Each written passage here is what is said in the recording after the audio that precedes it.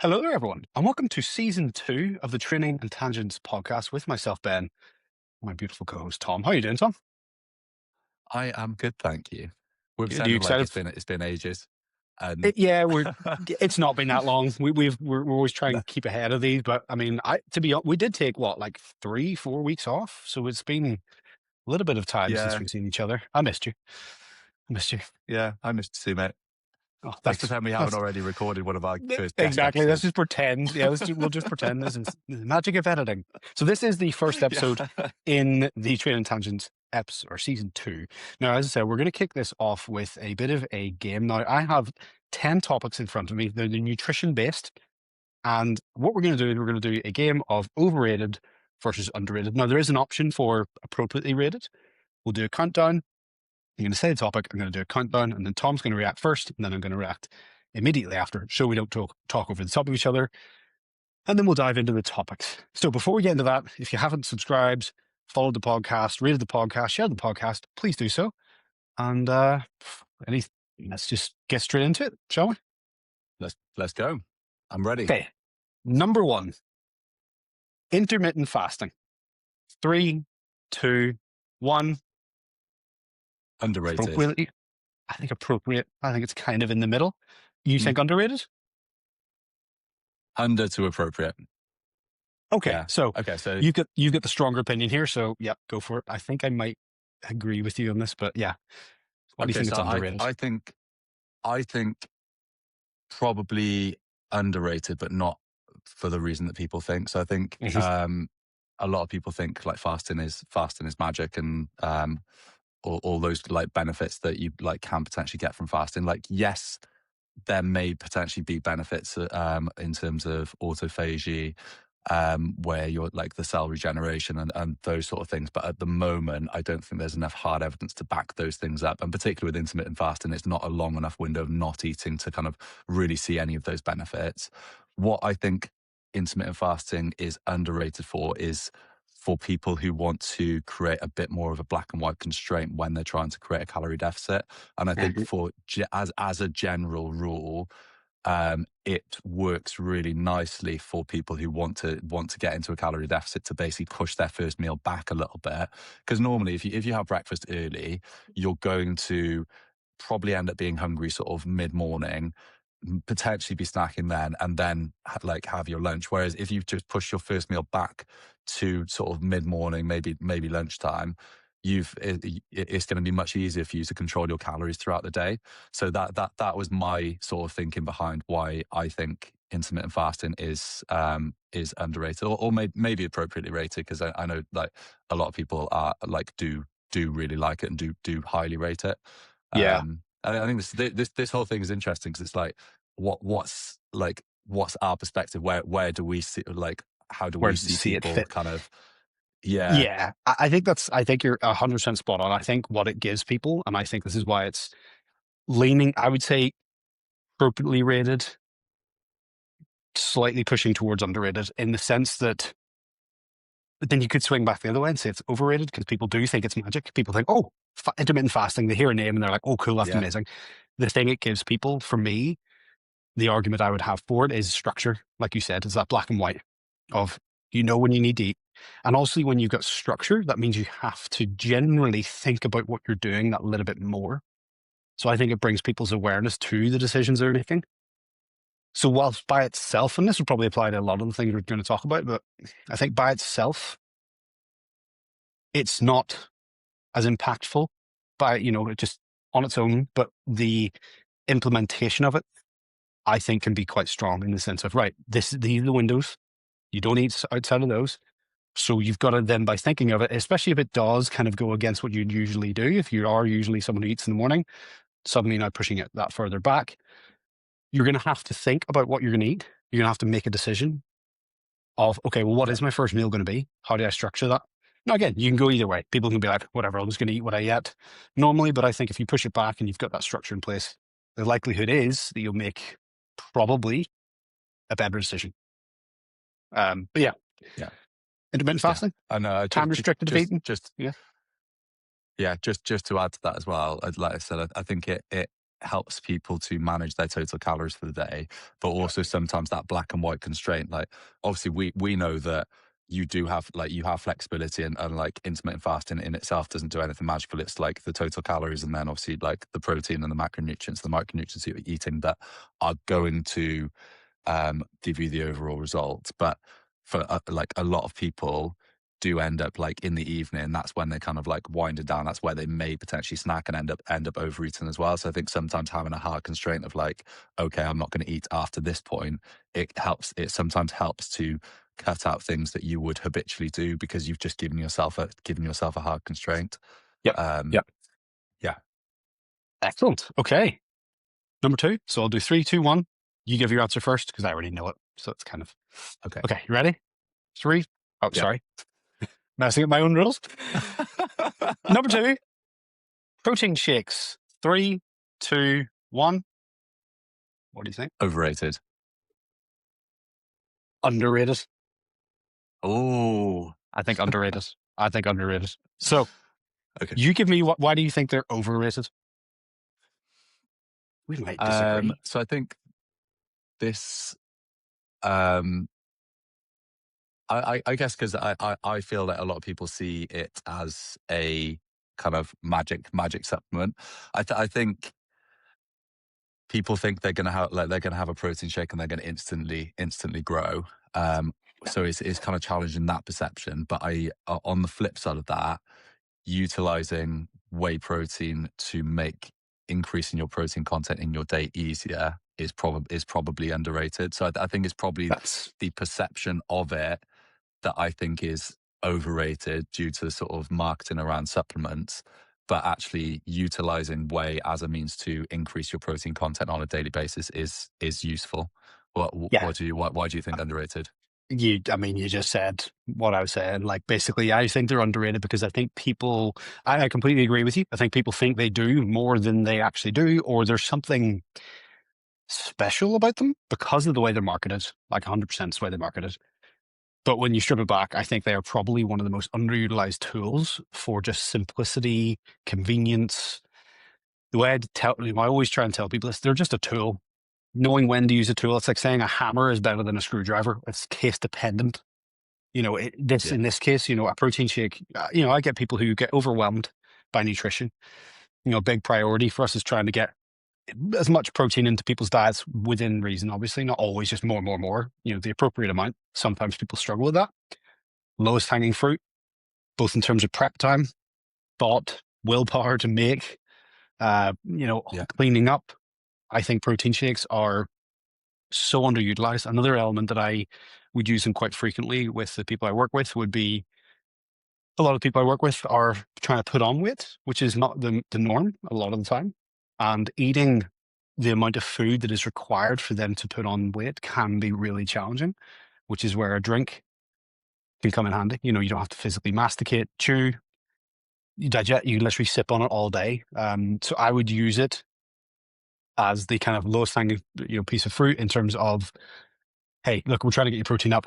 This is, and also arguably it's the cheapest way of getting that amount of protein. I think in terms of, not so much now. Yeah. In fact, protein has increased in price significantly since when we started. Yeah. But it is, as far as I'm aware, it's probably the most convenient, the most easily storable, the most easily transportable source of protein that someone can have. That is a fantastic fallback. I call them insurance policies a lot of the time. Like, if I wake up, I need to account for this framing I've been using. There's a Gollum in everybody, and there's a Smeagol. Smeagol's the good guy. Smeagol's the guy who is like agreeable and sorry, not agreeable, but like the version that you want to show up. Gollum's the version that shows up more than you would like. And I think we've always got to account for Gollum showing up in your day. And that is the framing I use. Because why wouldn't it be? I think you've got to have an insurance policy for Gollum showing up. And I think a protein shake, and again, not just protein, you can add oats and stuff like that. You can add a bunch of stuff in there. But yeah, I think protein shakes I think the perception of them, overrated, but the actual execution and use of them, underrated. Yeah. Yeah. Anything more to I say? agree with that. Nope. Okay. I think you nailed it. Number three, meal prep. Three, two, one. Underrated? I think it's underrated. Underrated. I think Yeah. I think underrated. Yeah. Actually, I don't know. I think meal prep gets a bad name, and like Yes. being in the fitness industry, you get the perception of sort of a bodybuilder carrying around one of those 6-pack bags with like 6 I had meals of those. like I chicken, had rice, and those. broccoli. Yeah. Yep.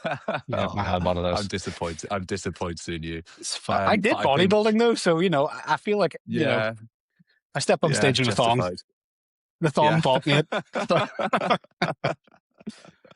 So, um, but I think planning your meals, and to a certain extent planning that in advance and prepping those meals in advance, does make it a lot easier for a lot of people to adhere to what they're trying to do. yep. Um, so I think probably like the best approach for most people, in my opinion, is to prep some stuff, have some stuff that's like go-to meals that they know they can prep and cook in 5 to 10 minutes, Yep. and then have some insurance policy stuff that, like, if there's no other food in the house, you've got some stuff in the freezer that you can fall back on, whether that's like pre-cooked meals or just components of meals, and like a packet of rice and frozen veg, and even like cans of tuna in the cupboard that are always there. Like regardless of whether you've been shopping. And I think that probably a combination of those things that makes it as easy as possible for people to go and execute what they want to do. um, and yeah, I think it's prepping stuff in advance a lot of the time just takes the head work out of it, and it takes when you get to that point when you're already hungry, you've got something there already, and you know exactly what it is. You don't have to think about prepping it. I think that is one of the easiest. Like, yeah, I think that's Couldn't yeah, couldn't have said it better. Yeah, I have to, you hit every point that I would have hit. Yeah, it's just the case of eliminating decisions where decisions don't really need to be made. Something I, yeah, been even in my own life. I'm like, is this a decision that I can offload to a little bit of pre-planning? There's a great phrase I've been using. It's a quote actually. If you give me 6 hours to cut down a tree, I'll spend the first 4 hours sharpening the axe. That was Abraham Lincoln that said that. I love that because that is, I cannot say this enough. If you're trying to achieve a very specific goal, build muscle, lose body fat, get stronger, whatever it is, that prep time that you spend before you engage in what you're doing, whether that be prepping your meals, prepping your gym sessions, prepping your sleep, all those things, I cannot state enough how spending that little bit of time can save you so much stress, so much decision fatigue later on in your day. If there's a decision that you can avoid making or having to make every single day, like waking up in the morning and being like, what am I going to have for breakfast? I know what I'm having for breakfast most mornings. I've got two options that I usually go for, whether I've got more time or less time. And those are the two options I've eliminated. Not eliminated, but it's just an easier path for me. I think, yeah, prep, I think, yeah, as you said, a bad name from bodybuilding. I think has a lot of connotations of restrictive dieting, yeah, which again is unfair. In my opinion, I think prepping your meals and even just mentally prepping your meals, like knowing when you wake up in the morning, okay, I'm going to have this, I'm going to have this, I'm going to have this. Cool. It goes a long way. yeah, Excellent. yeah, definitely. Number I felt four. so I felt so I So felt so conflicted there when you asked me that question. same, because I mean, this is the point. Like I've written these down, but I've tried to not think about them too much. So in the moment, I have to really Yeah. upset it. Okay. Number four. Also, if you're actually gonna, like, I get the quote, and Yeah. it definitely makes a lot of sense here. But if you're actually gonna cut down a tree, would you spend 4 hours sharpening an axe? Seems a bit OCT Depends to how me. blunt the axe is, doesn't it? Yeah. It was back in the day. It was Abraham Lincoln's day, so maybe their axes were just not up to snuff. Yeah. Yeah. Um, You had to go out and mine the make ore it. and then smelt the ore and make the axe. Okay, so first I'll go to the local blacksmith. Then I'll go to the lumber yard. Yeah. Yeah. Then I'm gonna get a whetstone and just go to town on that for like 2 hours. Yeah, Okay, that might take 4 hours. might do. Number four, tracking calories. 3, 2, 1. Underrated. Appropriately rated. Yep. So Yeah. I'll go into this one because I've got the more strong opinion on this. Again, tracking calories It is case by case, which is why it does make it a bit challenging. It can be an extremely therapeutic process for certain people. It can be a very, very stressful process for some people. Straight out of the gates, I'm going to tell you what I tell everyone I work with. If you cannot track a meal, don't track it. Okay. Now, again, people be like, wait, why wouldn't you track it? Let's say, for example, you go out for dinner and you're tracking pretty much everything else throughout the week, your breakfast, your lunch, and then you go out for dinner on a Friday night. And you get there, can't see any scannable barcode, surprise. You can't see any calorie, numbers. Don't stress about it. Okay. Enjoy that meal for what it is and understand that that one meal is not going to throw off everything else you've done. I'll take another level of this. Don't be a dick. If you know you're in a huge deficit because you're trying to achieve something, don't go and order the heaviest, highest calorie meal you possibly can, because that might upset things the next day and then has a knock-on effect. But I think, getting people's awareness around calories and understanding the impact it has over a period of time is some of the best knowledge you can give someone when it comes to nutrition. It gives them a sense of freedom. Yes, there is that initial restrictiveness. And again, it depends on the individual. I know some clients who absolutely love punching their numbers into the spreadsheets. They love it. And there's a reason for that. It's a system, it's a product, process, and they can see why it's working because of the numbers. But I think it's underrated in the sense that I think more people should be aware of it. I think more people should try it just to give themselves an idea of what they're eating, even if it's just for a week. And then if it's something that suits you or your goal isn't that specific, it's something you can come and revisit every time, from time to time. But I do think it's quite a personal thing for whether people enjoy it. Again, I think part of our job is to really show people, okay, this is an important period of time to be using tracking as a tool. This is not so much. Like when you're on holiday, don't be tracking your food while you're on holiday. Enjoy it. You're not on holiday the majority of your life. You're running very, very minority of your life. It's so important for people to realize that what you do in the minority doesn't have a huge impact on the overall picture. So I think, tracking calories, great. If put in the right context and approached with the appropriate level of understanding from, the person going into it. Yeah. Yeah, no, I agree with that. I think it's appropriately rated because I think, like you say, building that awareness of what's going in is essential.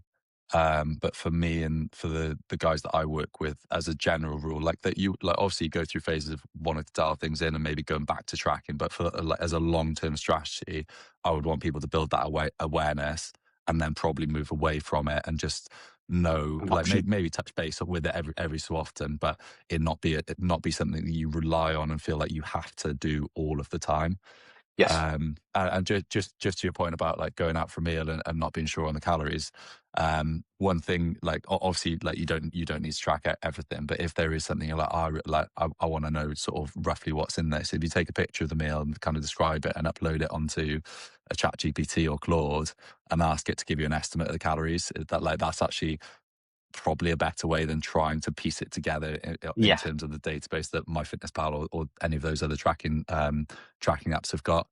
I agree. It'll probably it's still going to be an estimate, but it'll probably give you a better idea and be Yeah. like take you far less time kind of worrying about what it is. And it's another great point. You just made me can remember that it's worth noting that every single scannable label you have is allowed an inaccuracy of 20% anyway. So even if you do scan things meticulously, you've got a 20% error, rating. So don't obsess over it. Use it as guide points of like, it's a process, not an exact science. And again, even then, people like me who have CF, we're not even going to absorb all the nutrients we get out of our calories anyway. So we're not actually going to get as many, which is why a lot of people CF need Yeah. that little bit of a buffer in terms of their calories. They just need a little bit more. Okay. Yeah.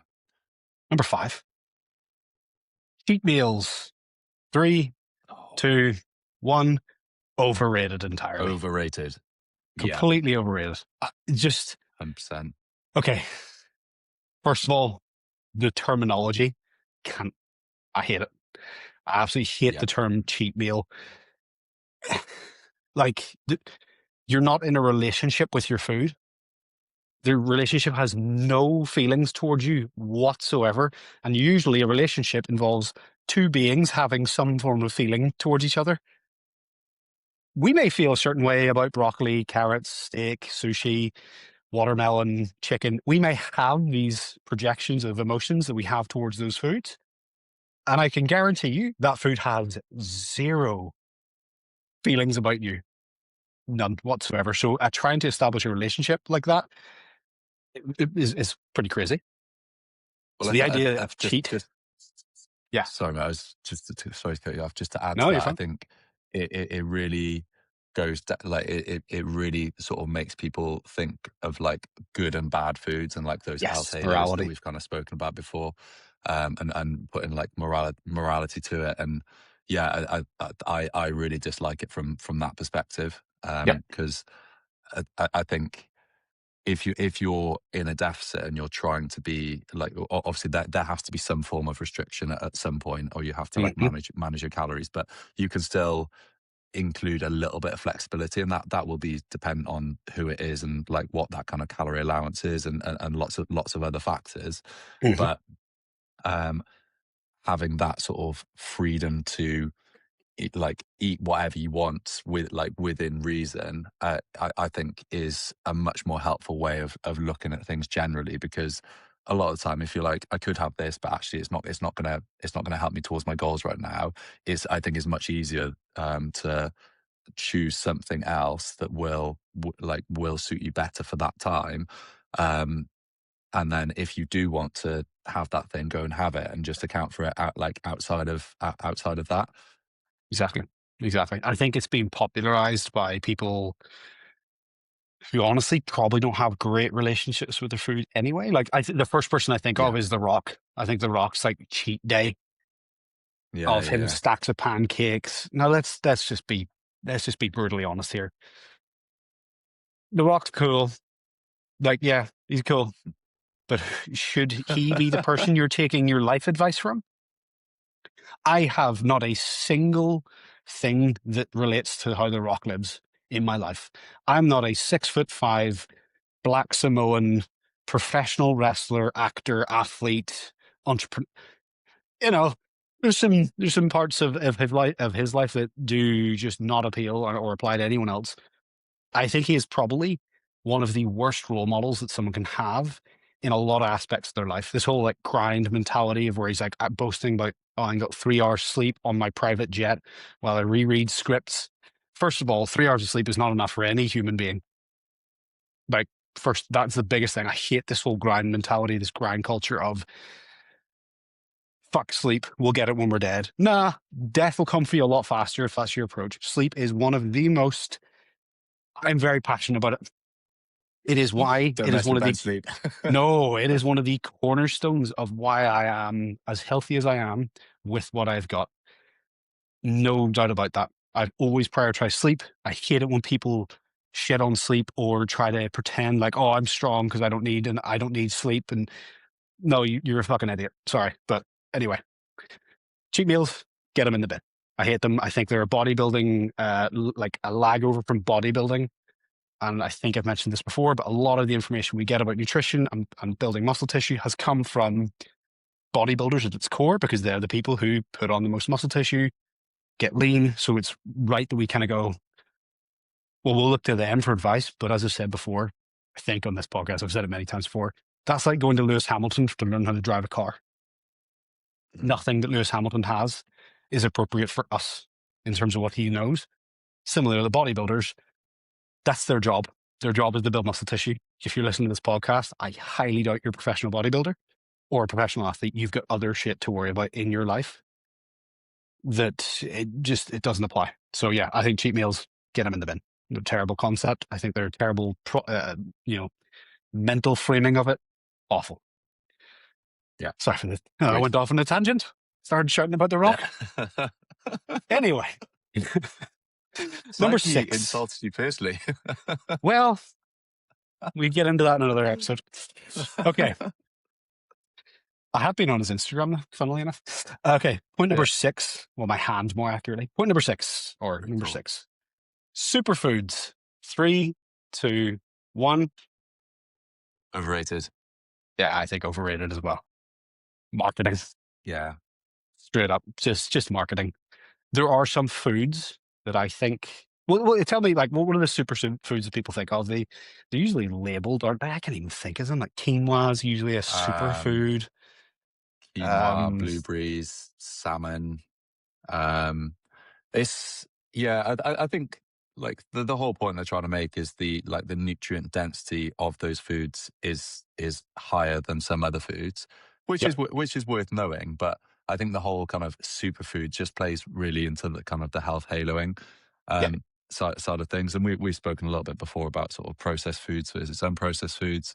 And obviously, for the most part, we want to be getting the majority of our nutrition from unprocessed whole foods and making sure they're like as good quality as possible. But I think stressing yourself out about this food being a superfood or not, it kind of it's you're just getting lost in the minutia because yep, actually like if you kind of zoom out and look at like your overall calorie macronutrient and micronutrient intake over the course of a whole day or a whole week, that's going to be much more impactful than worrying about whether you've got like this one meal has a superfood in it. yeah, So that I think like obviously you can afford to have some processed foods in your diet, assuming that like 80% of the time you're eating whole unprocessed foods and getting a wide range of different vitamins and minerals in those foods. So if you're eating like a good amount of fruit and veg anyway, having one food that's got slightly more of slightly more vitamin C or like a specific vitamin or mineral, it doesn't matter because you're already getting that stuff from what you're eating anyway. yeah, So yeah, I think very much a marketing ploy. yeah. I will say, just as you were speaking there, one positive, like one positive I can potentially glimmer from this is that if someone doesn't really know much about nutrition, which let's face it, the general population don't know as much about nutrition as I think we should. And that's an education system fail, but I think it may encourage people to eat those foods more because of the labeling, which again, that's kind of marketing doing its thing. Yeah, But in terms of, other marketing that we'll talk about probably in the next couple points, it's marketing for a good reason rather than just here, buy this crap that's not really going to make a difference. Again, just like everything, it's not the one off. Like you could get kiwi or blueberries once and be like, superfood, I'm going to feel amazing. No, it's kind of like doing that over and over and over again. It's like, including blueberries into someone's diet, arguably, probably going to improve their diet from a macronutrient or micronutrient standpoint and potentially fiber as well until they stop doing it. And then it just goes back to normal. So yeah, I'd say the only positive is it might encourage people to make slightly more informed decisions. And again, for no nefarious causes other than just making more money. It's when they cost significantly more money than their yeah. counterpart. That's where you're like, okay. Okay. Number 7, diet drinks or 0-calorie drinks. 3, 2, 1. Underrated. Underrated. I think Yeah. underrated to over, or so sorry, to kind of appropriately rated. Um, Underrated to overrated. yeah, The whole spectrum. the whole spectrum, the whole thing, just like me, the whole spectrum. Um, I think to me, it makes no sense that full sugar, or are you a full sugar person, or do you say a full fat Coke? Let's decide that. Are you full fat? Do you say full fat?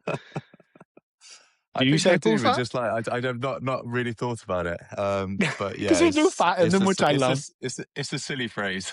I love it. It's like, oh yeah, full fat Coke. I'm like, it's when someone said that to me, I had that moment of clarity. I was like, why do we call this full fat? I was like, there's like no fat in this. What do you? But people mean like, if you drink them, you just get full fat, Yeah, which I love. Anyway, yeah, I think underrated in the sense that the fact that full sugar drinks still exist to me blows my mind. That people are choosing to drink, again, all personal preference, but the amount of sugar that is in the equivalent of like a Coke Zero compared to a normal Coke is eye-watering. Quite Yeah. literally, like every time I drink it, it makes my eyes water.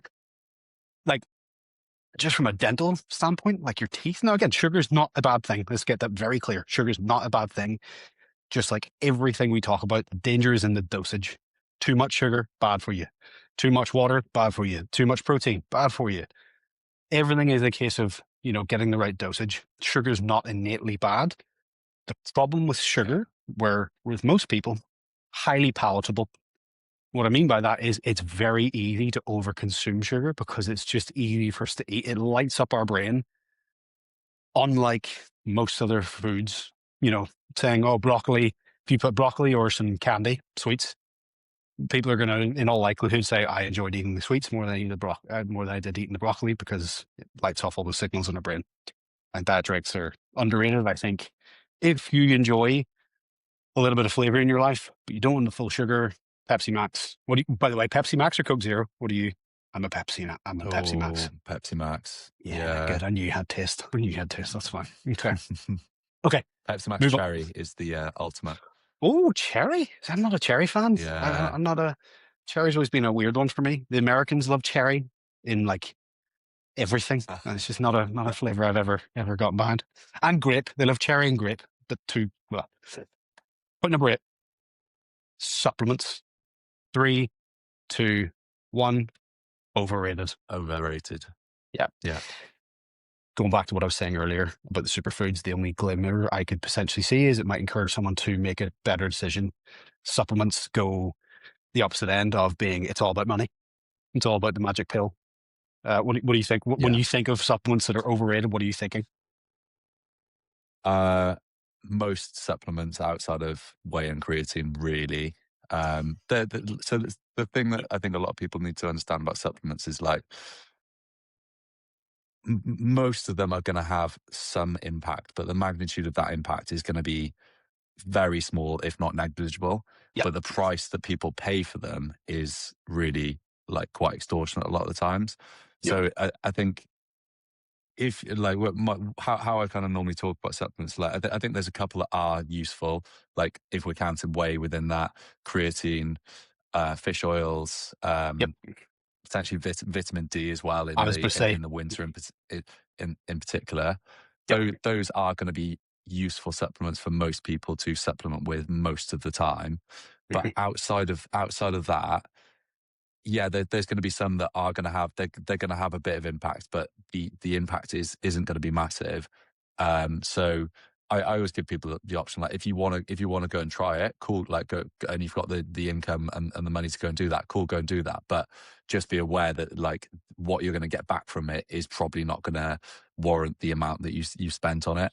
And like we said on multiple podcasts before, it's like supplements are meant to supplement an already good diet. And I think a lot of people tend to oversee that, don't sort their diet out, and just go immediately to supplements because it's like the easy thing to do. Yeah, I buy this thing, I get those results, and that's exactly what health and fitness isn't. It's not this transactional thing of I get. It's like when someone gets a coach, I think, oh, I got a Yeah. coach. My results are just going to flow in. I'm like, no, Yeah. it's going to be a little bit easier, a little bit more manageable, but no, it doesn't guarantee results just because you're paying for something. Number 9, keto and low carb diets. 3, 2, 1. Overrated. Overrated. Yeah. Yeah. So I think the biggest issue is that when people cut out carbs, and again, let's just talk about the word carbohydrate. When you take in carbohydrates, you're pulling in cells or you're pulling water in with that carbohydrate. So I think it's what, how many is it 3, 4 milliliters of water you Three. take in with every gram? Or is it 2 grams Yeah. of water? Three grams of water for So each for gram of every carbs, I gram think. of carbohydrates you have, you're pulling in 3 grams of water. If we're wrong on that one, my bad. It's something like that Yeah. anyway. And when people then cut out carbohydrates, they see a huge scale drop and they're like, oh my goodness, this is working. Sorry, but in all likelihood, in fact, 99.9% of the time, you've just depleted your water in your body. Like I always think, it's imagine like wringing out a sponge.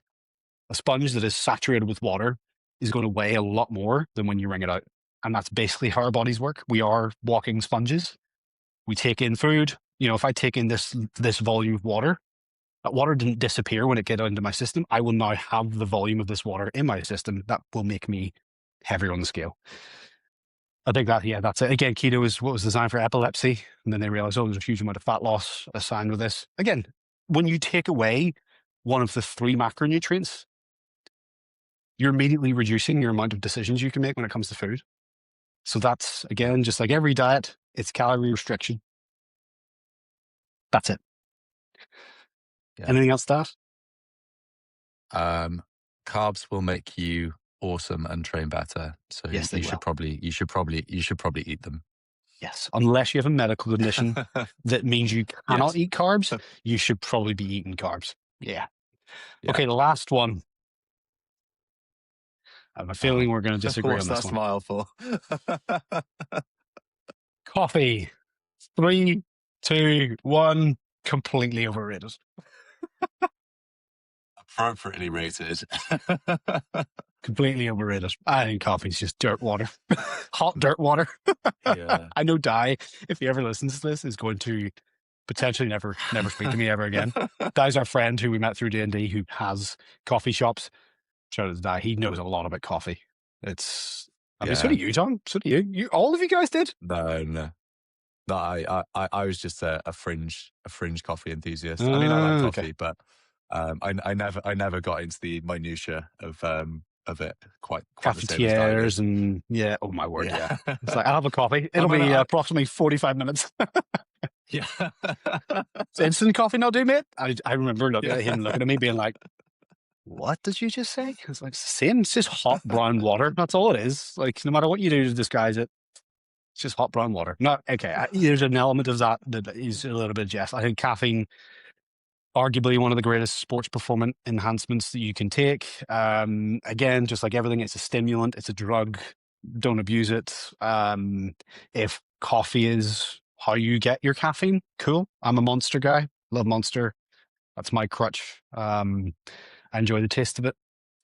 But I think coffee's just this is as basic as it goes.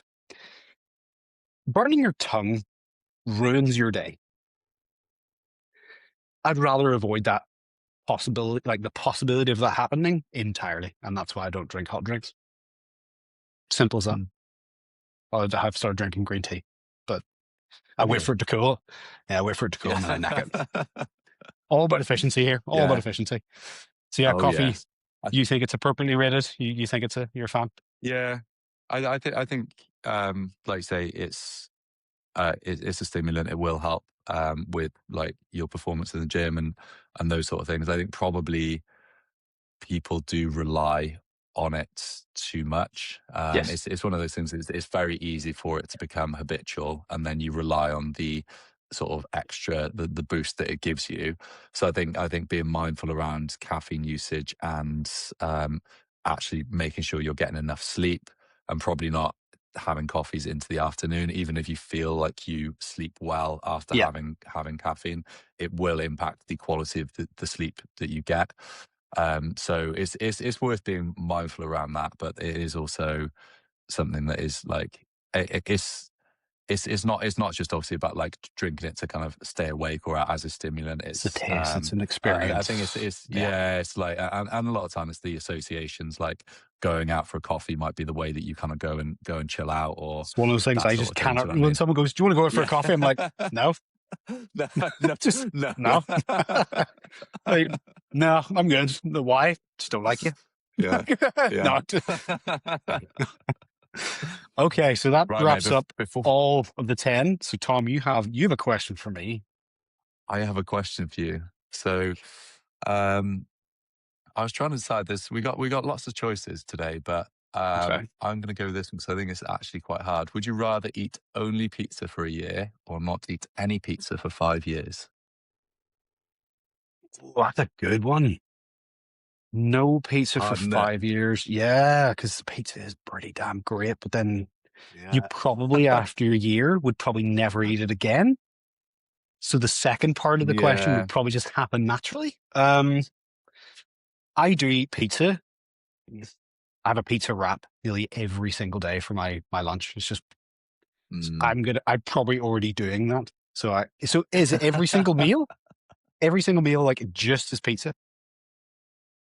Eat only pizza for a year. You're not allowed to eat anything else. You know what? I'd do the year of pizza. I'd do the year of pizza. Yeah. Yeah. 5 years without pizza, that just seems. So I'll be in my 40s before I can have a pizza again? Nah. Yeah. Pizza's too sociable. It's That'd too be really convenient. sad. Yeah. That'd be Yeah.